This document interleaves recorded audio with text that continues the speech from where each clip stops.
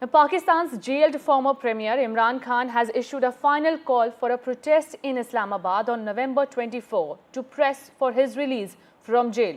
His sister Alima Khan, after meeting him in jail, told the media that everyone from the Pakistan Tehreek-e-Insaf, including workers, members of parliament and party supporters, should join this protest. The so-called final call for protest comes after a series of protests by the PTI supporters since September.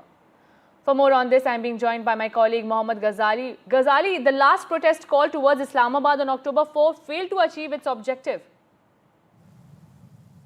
And yeah, that is why Imran Khan is yet again trying to revive that culture of protest, or asking people to mobilize people to come on the streets and ensure his release. And that is why his sister, who met him yesterday, said that Imran Khan's appeal is to four categories of people: lawyers, doctors, students, and other people from society to come on the streets, press the government for his release. But it doesn't directly address the workers to press for his release. But he says that the protest is against the 26th Amendment of the Constitution, where the powers of the Supreme Court will be taken away.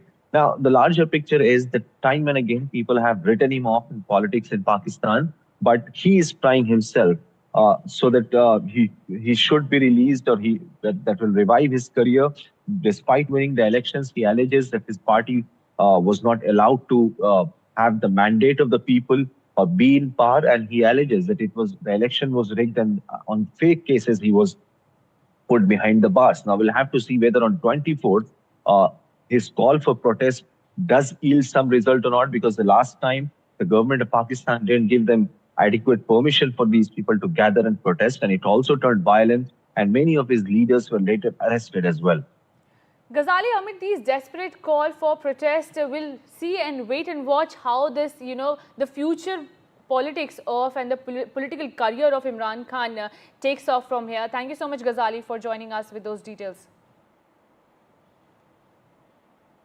Now, 3 former Iraq prisoners who were tortured by US military have won a $42 million judgment against an American defense contractor in connection with electrocutions, beatings and other abuses the men say they suffered at the infamous prison operated by the US military after the invasion of Iraq in 2003.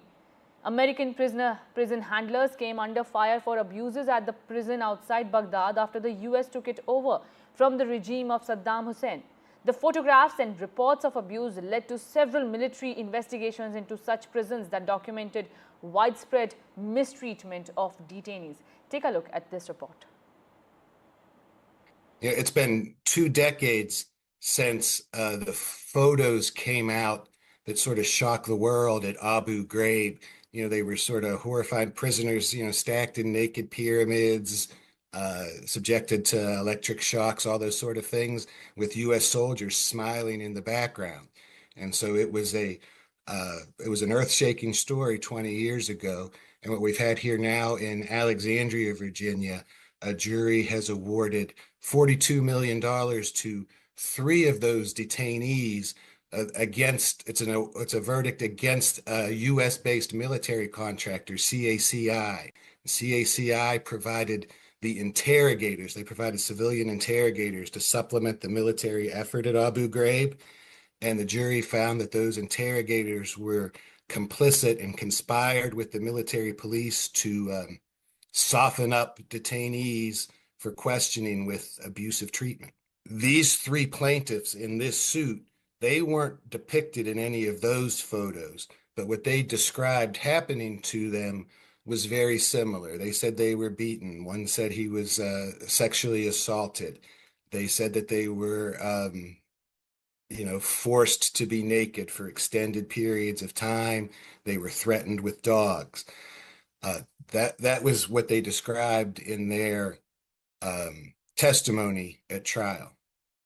Now, CACI, there was never an allegation that the CACI interrogators were the ones who explicitly inflicted this abuse on the detainees.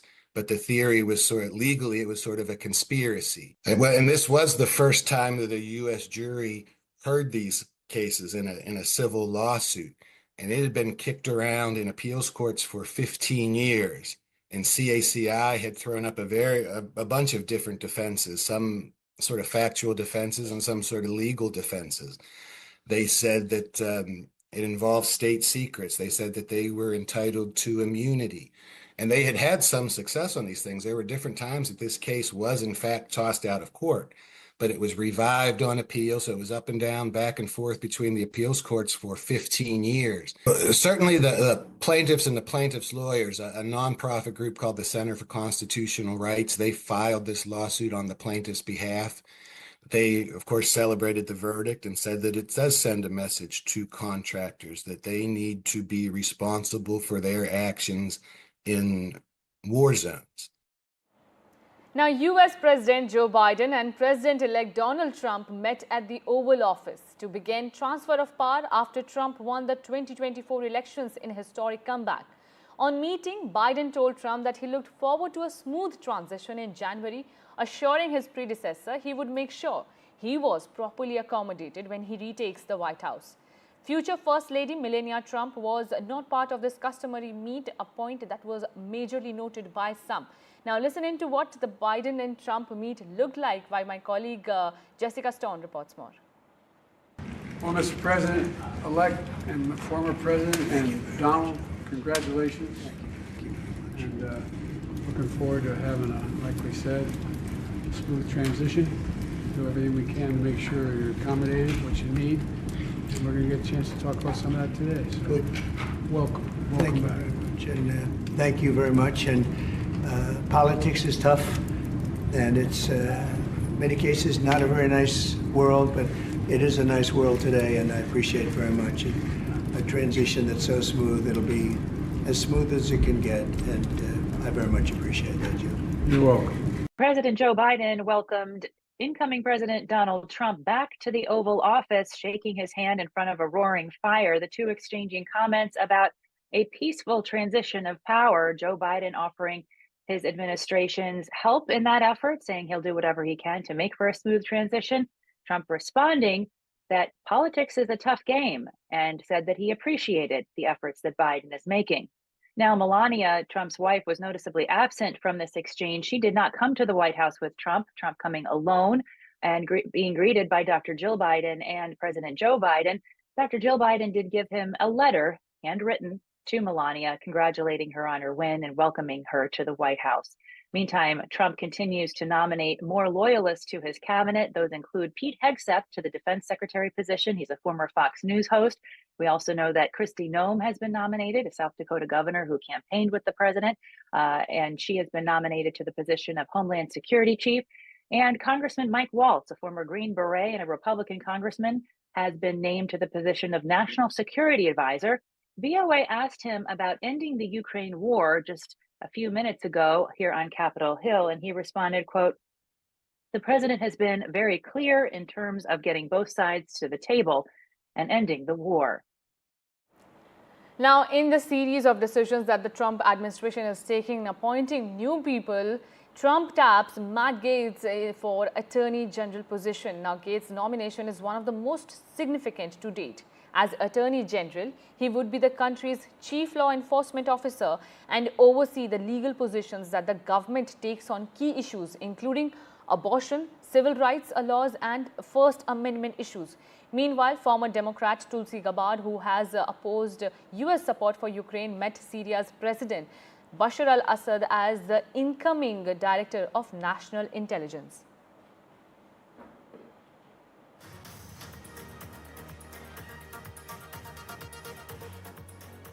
US President Joe Biden and Chinese President Xi Jinping will meet on Saturday at the APEC summit in Peru, in what will likely be their last encounter before Donald Trump returns to the White House. The meeting will be the third between the leaders of the world's two biggest economies and their second since a major ice-breaking set of talks in California a year ago. While in Lima, President Biden will also meet with President Xi Jinping of the People's Republic of China. This will be the third in-person meeting between the two leaders since President Biden came into office, and their final meeting as presidents. And now Israeli forces launched fresh strikes across the southern and central Lebanon, including against targets in a southern suburb in Beirut.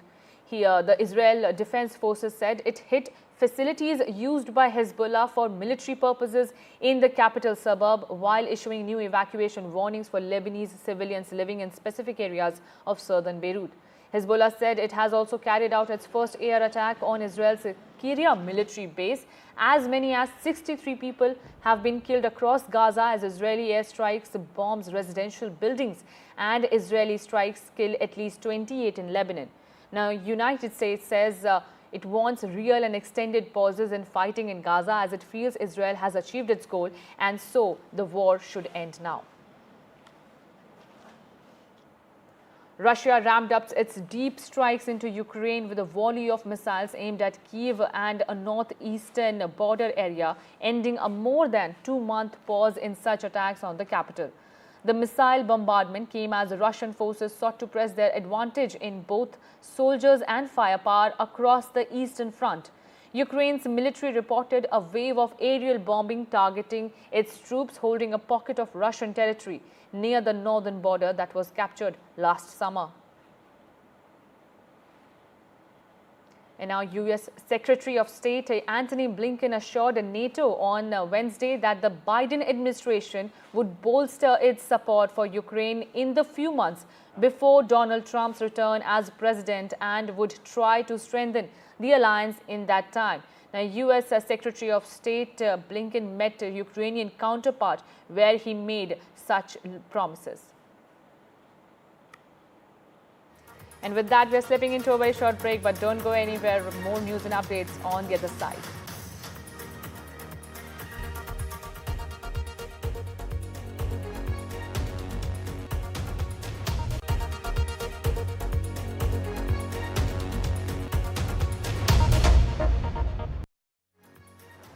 Now, British daily newspaper The Guardian has said it would no longer be posting content on the social media platform X. The newspaper posted a statement on its website explaining the decision. The Guardian said it has become increasingly concerned regarding the deeply disturbing content promoted or found on the platform, including far-right conspiracy theories and racism.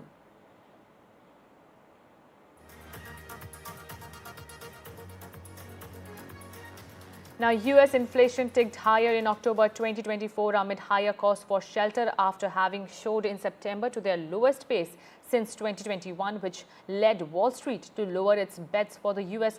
Federal Reserve's definite interest rate cuts in 2025. The data underscored the ongoing risk Fed policymakers face trying to bring price pressures fully under control in the world's largest economy. As per reports, Special Counsel Jack Smith intends to step down before President-elect Donald Trump takes office and is discussing the mechanics of winding down the federal prosecutions against him with the Justice Department leadership.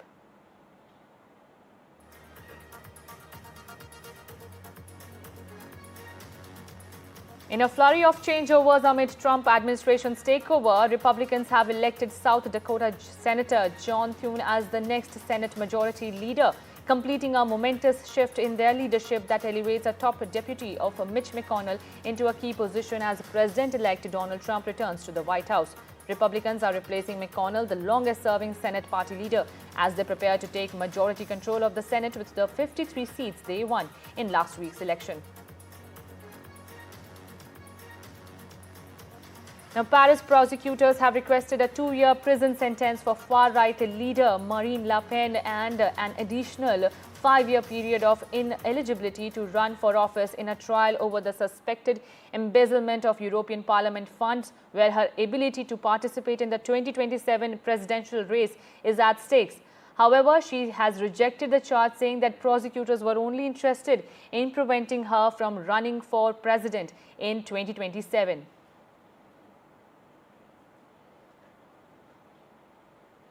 Now, amid escalating regional tensions, voters in the self-declared state of Somaliland voted on Wednesday in its 4th general election since its 1991 break from Somalia. While Somaliland now has its own government, parliament, currency, passports and other features of an independent country, however, its sovereignty remains unrecognized internationally as Somalia continues to view it as part of its territory. And with that, it's a wrap from my side on this news edition. More news and updates on the other side.